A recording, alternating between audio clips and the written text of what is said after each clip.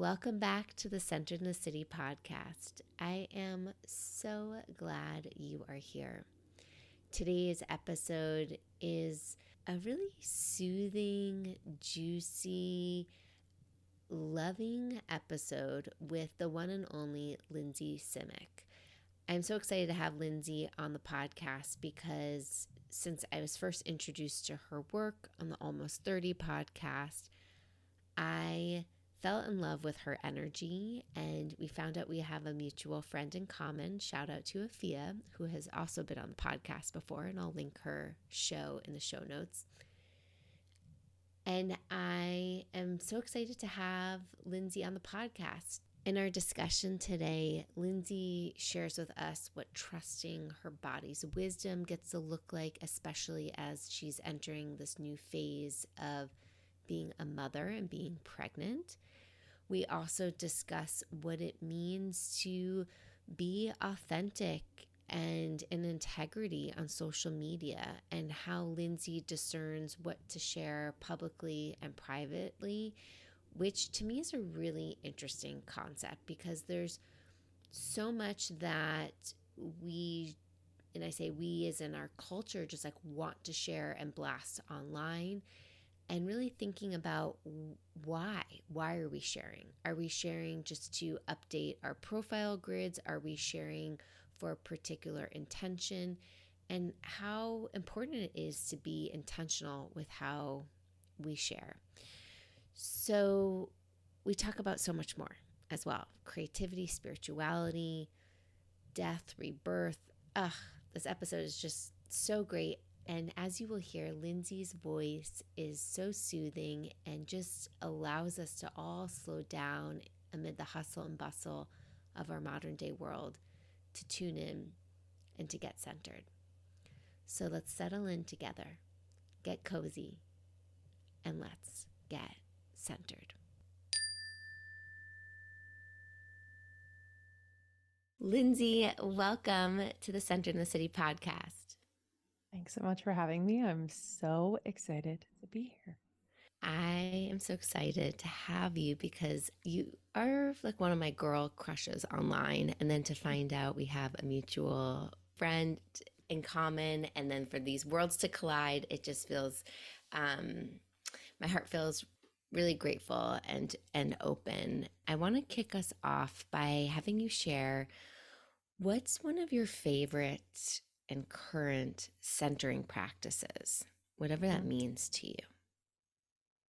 Yeah, I love this question. I think it's definitely been a process of trying things over the years because I've felt incredibly uncentered in recent seasons of my life. But what I always come back to, and especially as I'm moving through this season of like pregnancy and becoming a mom, is connecting with my body. My body has, and really all of our bodies have this just innate intelligence. We are born with it, but through programming and just the way we were brought up and just various influences, I think we are kind of taught in a way not to trust our bodies. And if you were taught that, amazing, but I don't think that you're the majority. And so my centering practice with my body as of late is really, really simple. It's not overcomplicated. I don't have 10, 15 steps to it. It's really being able to sit in stillness with my body. So it might look like a meditation, but really it is connecting with my breath, laying my hands on my body, and just being open to having a conversation with it. I think that along with I'm sure a lot of your listeners, are quite busy day to day. Lots to get done, lots to do, lots to achieve. And in that busyness, there's a lot of noise, and it's really hard to hear the body in that noise. So if I can even just take 5 minutes and breathe with my body and just listen, there's usually some just immediate downloads and knowings that come through that help me to then practically make decisions that will benefit not only my health, but my mental health, my emotional health, and that ideally makes me feel more centered because I'm going in for the answers rather than seeking outside of myself, which has traditionally very much uncentered me. So it's that connection with your body, and I think, we can just begin by becoming aware. I don't think we need to overcomplicate it, but becoming aware of any signals or messages that your body might be sending you is a great place to start. I love everything you just shared because your first sentence of, you know, I'm usually not centered. And it's like, I am not centered all of the time. And that is one of my missions in life with Centered in the City and these practices that I share in the community and the platform, because life is hard. There is so much external noise. And so I love that practice that you just simplify of slowing it down, getting quiet as you can to listen inwards, listen to the insights, the wisdom of your body. And I hear you on that not trusting piece with the body. I definitely grew up trusting my body, learning that from my mother. However, when I was diagnosed with cancer, is a place where I started not trusting myself and my body. And that was a whole journey to reconnect and retrust and listen and learn signals and its own language. Like the body has its own language. And so it takes some time to decode that. So thank you for beautifully like naming that practice for us. Mm. Yeah, the oftentimes when our bodies seemingly are working against us, like with your cancer diagnosis, that can be an initial reaction where there's confusion and frustration and, you know, what did I do to deserve that? It's like this immediate battle with the body. And, I don't know what that feels like to the extent that you experienced it, though, on a very much lesser intensity, have had those moments. Like I had very intense cystic acne at one point or another, and I would just like go to battle with my face every day, like just so sad and frustrated. And I would just pick at it, and I would, um, yeah, just feel like my body wasn't something I could trust. And I was just trying to quick fix it and cover it up and not really face the messages that my skin was trying to send to me, about the inflammation in my body, where that was coming from, both emotionally and nourishment wise and activity and lifestyle wise. So, um, yeah, it's a choice, and we're meant to kind of go on that journey of resistance, of frustration, of being disconnected in order to get into right relationship. We can't just jump to right relationship. It is just like a relationship with a partner or a friend or a family member. Like it is a process. How did you learn to listen to the signs and signals of your body, especially as you're noticing it's shifting and changing as you start to grow this life form inside of you? Yeah, so much physical change with pregnancy. And I I think what helped me most was to notice what my mind was saying about it first, and be very honest about whether what my mind was saying about it was true or not true, based in fear or based in, I'll just say love. And what I noticed was that my mind had a lot to say about it. And so much of what my mind had a lot to say about it was based in, um, yeah, fear of change, fear of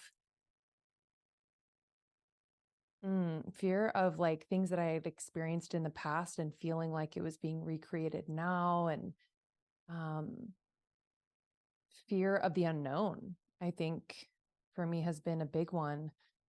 And so in those moments, I've really had to understand like the function of the mind. The mind is there, you know, to protect us in a lot of ways, like stay comfortable, stay where you are, like don't overcomplicate things, don't take risks, like we got to keep you safe. And if I were to lean into the unknown and not have things figured out, my mind was like, oof, like, no, we don't do that. We absolutely don't do that. You need a post-pregnancy plan to get your body back and you need to da da da da, da right? And what I realized was that I didn't feel my mind was very much separate than what my soul really wanted to experience through this pregnancy and into motherhood and in this like changing relationship with my body. And so I just made the choice to notice my mind, but not necessarily always believe what it was saying. Um,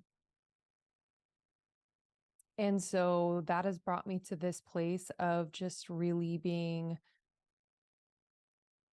fully accepting of what's to come, not needing to know how it's going to turn out and not needing to control it. And my therapist said something to me when I was talking to her about like what if my body won't ever be the same? Like what does that mean? Like I've really become so identified with like having a nice body and like all these things. And she's like, you will never be the same. Like the truth is, you will never be the same after this.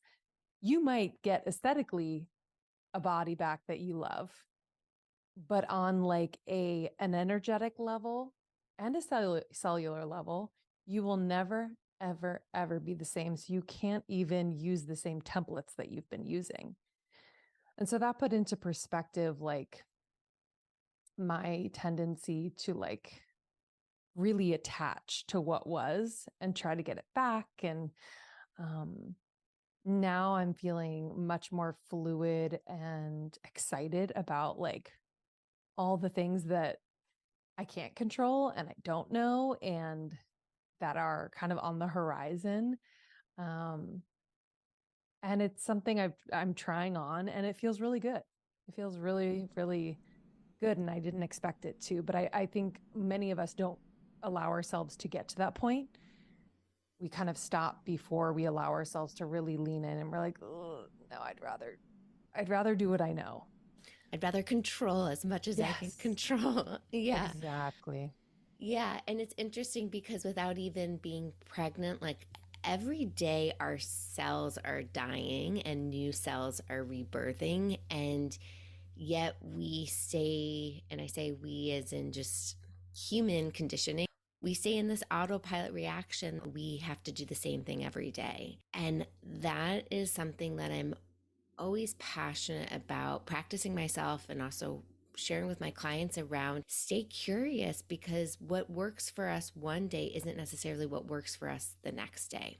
What we eat for breakfast one day isn't necessarily what our body wants and needs for breakfast the next day. You know, strengthening this mindfulness muscle, this ability to be present and aware and curious, how that keeps us connected to the wisdom of our body, to those insights, so that we can move and be and learn with ourselves moment to moment versus be in this control state of this is always how life should go. And believe me, like my hands white knuckle and grip to life very much so. And this is a constant practice for me of like letting go and just being like, like what does this moment want of me? Yeah, it's one of like the most challenging yet rewarding spiritual practices is that practice of just letting go and surrendering and being unattached. It's a total death. Like I think when we're attached to something, we can identify, we can feel alive or validated. And then it's like to let go, what does that even mean? And so I understand why it's really scary. Yeah. And this point of life that you're in right now, as your therapist was saying, like you will never be the same once you give birth to this life and you take on this whole new role of being mother and what that means to you. What has been your process of in this transition space of exploring and mourning who you are, who you were, and also like where you're going? Hmm. Yeah, I recently recorded a solo episode where I was kind of processing this in real time and got really emotional because I didn't expect to.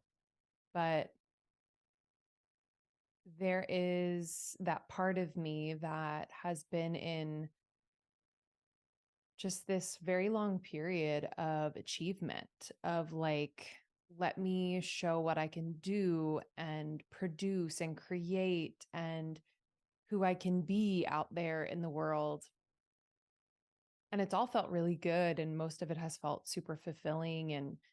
Um, and, I'm entering into this new season and ultimately this like new identity of being a mother and into motherhood that I've felt for a long time is like one of my greatest purposes in life. And that sounds really nice. And I think my mind has a lot to say about like what that means about all the other things, and I'm just I'm just kind of standing back in awe at it right now and not trying to say like, okay, mind, like you're not or having any thought about what it has to say and just being like, oh wow, like I've identified so deeply with this overachievement for so long. And now I'm stepping into a role, an identity that won't necessarily get the same type of validation, like public validation, financial validation, like all the things in the traditional sense. And I'm just so in awe of the parts of me that will have to die and surrender and kind of be shed through this process. And I don't think it means that I don't do the things that I've done, right?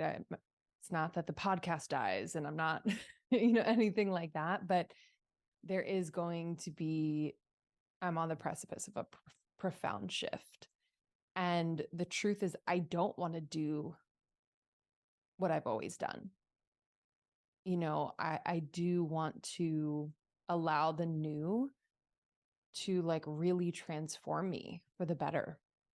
And I think there are parts of me that want to die, that are ready to die. The part of me that's, um, yeah, hyper consumed with what I'm creating next, or super concerned with like how other people feel about it. That people pleaser in me. Like, she's ready to go. I'm ready to let her go.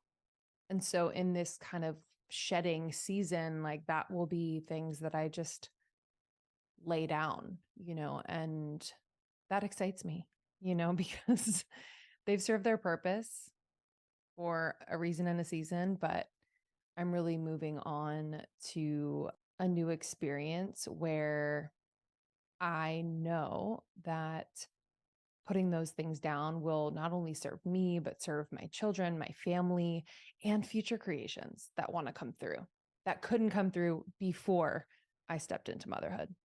I so appreciate you naming that because in my journal practice this morning, I was like, allow me to surrender these like thoughts and beliefs that are no longer serving me, like just feeling so sick and tired of the same loops that I'm getting in and like so ready to shed those beliefs. I think it's really important to just recognize that we don't need to like shame ourselves for those for being there because as you beautifully said, like they serve a purpose. They've been there, and there's also a cycle and a season that we can let go of them and create space for newness. And just to have that intention to let them go. I don't know when they're going to be let go, right? I don't know how I'm going to shed them, but just even that practice of trusting that they're already in the composting process because I'm conscious of them and because I'm Mhm. choosing to let it go holds a lot of power. Oh, yeah. Yeah. The awareness is everything. I'm curious, I don't want to say like held back your pregnancy news from social media, but you consciously chose to not share your pregnancy journey until later in your baby growth. And I love that for you, like, because and not that my opinion really matters here, but just like I love that you were authentic to you. Like that to me was so inspiring as a follower to witness and see. And I'd love to hear, what is your relationship to social media these days, and how do you use it in a way that feels authentic and doesn't taint your spiritual creative practices? Yeah, it's a great question. And it's definitely evolved. I think I've been in seasons and relationship with social media where I was sharing a ton. I was sharing just about everything. And that was years and years ago. And I felt at the time that that was what I had to do in order to, yeah, get the likes, to be honest. And it also felt good at times. It felt good to share and process in real time and have people relate. It did feel good, and my intention was always pretty pure in that sense. And then, yeah, I think what it felt like over time was a leakiness energetically, where I was sharing so much but not really processing anything.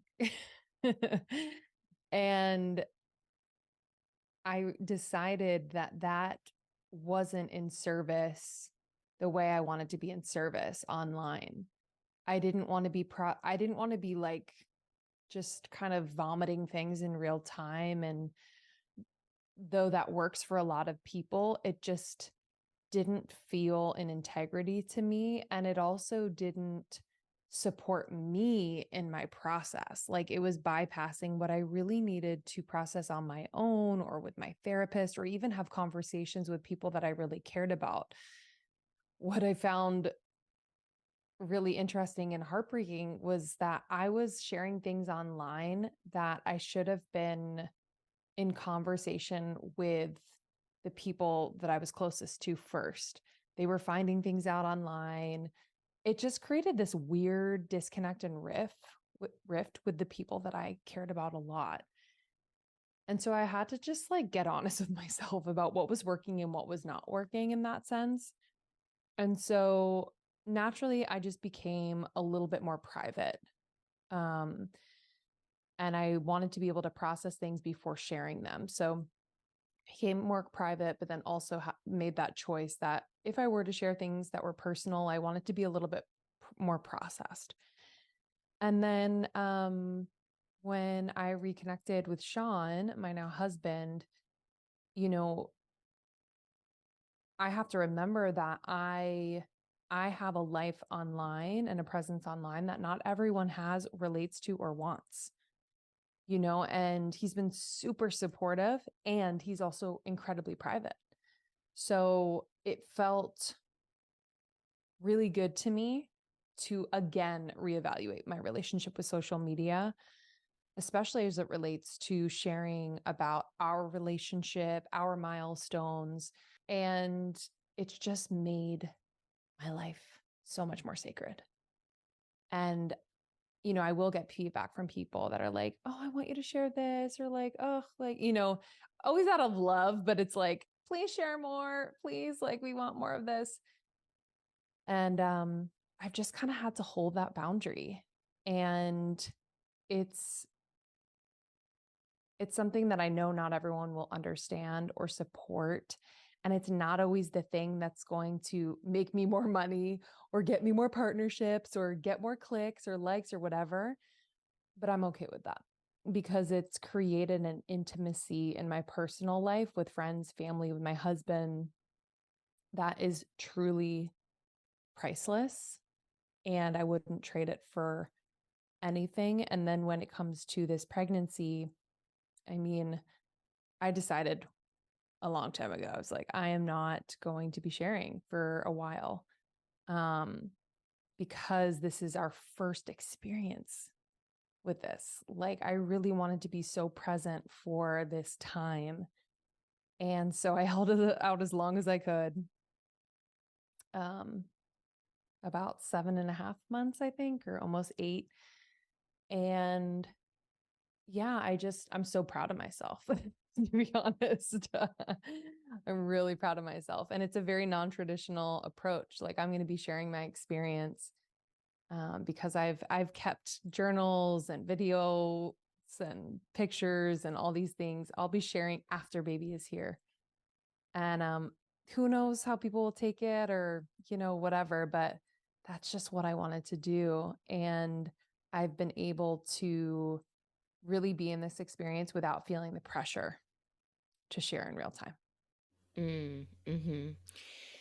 I can relate to your husband being very private because my husband is as well. And we've had like some arguments or intense discussions around Yep. how,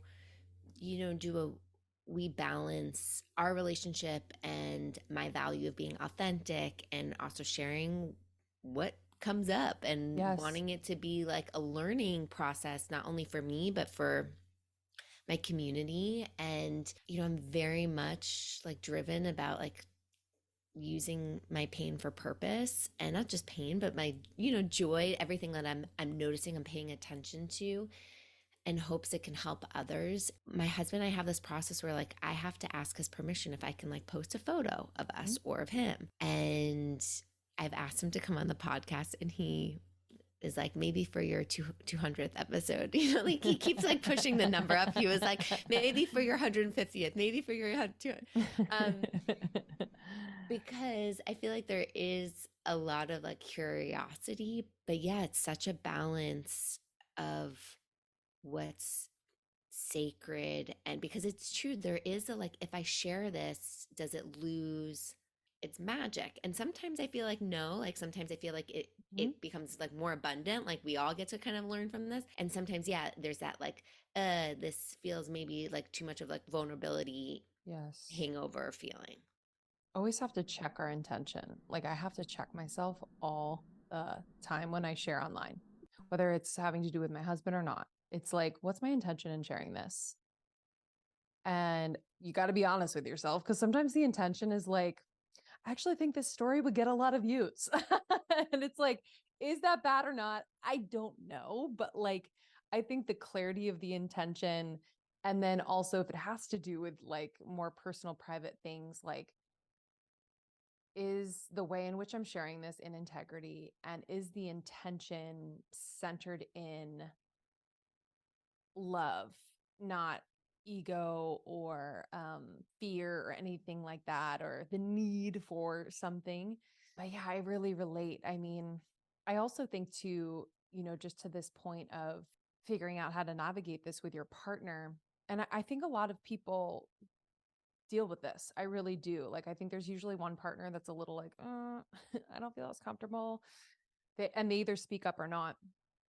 But I think what it's provided me, and I'm curious how you've experienced this, but it's provided me an opportunity to stand by forms of expression that feel really good and on purpose for me. So if sharing part of our story feels like it's going to help a lot of people, I want to be able to communicate that with my partner so that they can understand where I'm coming from, and maybe their mind will change and maybe they'll have a different perspective. But I've been, in the beginning I'd be like, okay, like I won't, it's fine. But that's not really leaning into like what's here. What's here is an opportunity to like understand one another And Sean's come a long way, you know. I feel like the more that I own how I want to express, and the more that I own the authenticity that I want to express with, he feels that, and he feels safer to be a part of that, if that makes sense. For sure. Yeah. No, it's true. I used to be like, "Can I post this?" And he'd be like, "No." And I'd be like, "Oh, fine." Like get like huffy puffy about it. And then when I would share with him more of my like, "Hey, I feel like this is would be helpful," or like, "Hey, I'm processing this with this. Like, is this like I would get more of a buy-in some of the time, sometimes not. Mm-hmm. Um, but yeah, it's very interesting, and I've actually gotten some feedback recently from some other family members of like why this is kind of what I alluded to in the beginning of like practicing staying centered. I teach what I need most. That is part of the journey, and me sharing these practices not because I'm like the perfect person with these. It's because I'm constantly learning them and choosing them, and sometimes I don't choose them. I let my reactivity win, or I let my emotional swings take over. And yet, then there's always that practice to come back to center again and again and again. That discernment of like, what do we share on social media? What do we make public? Like, I try to be really conscious to share the pain and the beauty Mm-hmm. so that's not just all this facade. Yeah, and I think, I encourage everyone who has a platform, which is a lot of people. If you have Instagram, you have a platform, to really own that choice. I have friends who make a conscious choice not to share the pain on Instagram. And that's a conscious choice where they're like, I want this to be a place where I share this. And that's kind of my intention. And that's what I want to do. And I respect it. It's like, and for you to share the pain and the beauty, like, I love that, and I don't think there's like a one size fits all or like a formula for this. I just think that we really need to own how we show up. And sometimes when we show up, it's like totally out of integrity, and we need to own that as well. Um, so yeah, that was a tangent, but just made me No, think of I it. appreciate it. I'm curious for you in this time of new creative expression, how do you blend your spiritual and your creative practices together? Because it sounds like they are very much intertwined for you, but correct me if that doesn't resonate. Yeah, I think my creativity is a spiritual practice for sure. Um, and I think it can be for anyone. I just think what we're what we come up against when we approach our creativity now is the part of us that thinks that, well, we need to show it to the world. We need to monetize it. We need to make it a business. It needs to be legitimate. It has to make sense. Our family and friends have to validate it or approve of it. Um, it has to be worth our time and our money and our time investment. So many things come up around creativity that didn't come up when we were like 6 years old doing something creative, in the sandbox, or, making a Finger sleek paint. finger paint. I was literally going to say finger paint. Yes. And so I really reconnect with her a lot because adult Lindsey has a lot to say about the creative process. And every time she sits down to sing or write or what have you, I, yeah, I want to remember why creativity is so vital to being human, so vital for our health, so vital for our soul. The Creative Act by Rick Rubin has become just my bedside staple, and I will probably read it for the rest of my life.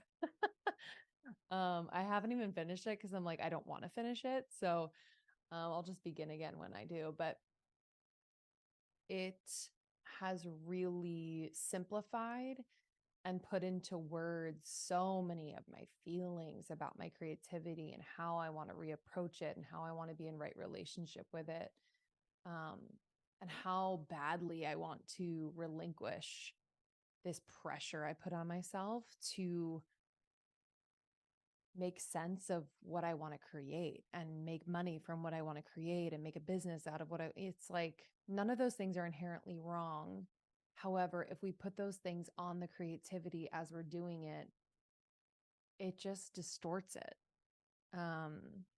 So all that to say, it has been a spiritual practice of mine to connect with how I want to be creative on any given day. And it's really hard not to bring my phone out and like record myself like playing with my loop machine and singing, like because I could put it on Instagram later. It's really hard not to layer on all of these things as I'm in this process. But that is the practice. And so I've just been showing up and singing and writing for no other purpose than to just honestly center myself in joy and like what feels like me in the moment. And so I often encourage people. I just coached someone for 6 weeks on their creative process. And I encourage people to actually double down on some things creatively that make no sense to what their long-term goal is. And that could mean like, painting every morning or drawing when in reality you want to become like, a videographer who shoots for whatever, like doing things creatively by proxy just sends this really strong signal to the universe. Like, I'm a creator, period. I am a creator. And so you prove to yourself in these little moments that like you can be fully present for your creativity. And oftentimes those activities as well inspire you in the lane that you really want to pursue something perhaps for your career. So it becomes a lifestyle. And it sounds like connecting back to that pure intention of just create for expression, not for that like end goal mind of like, how am I going to use this? How am I going to make this worth blank? But just to do it for the act of. Yes. Yeah.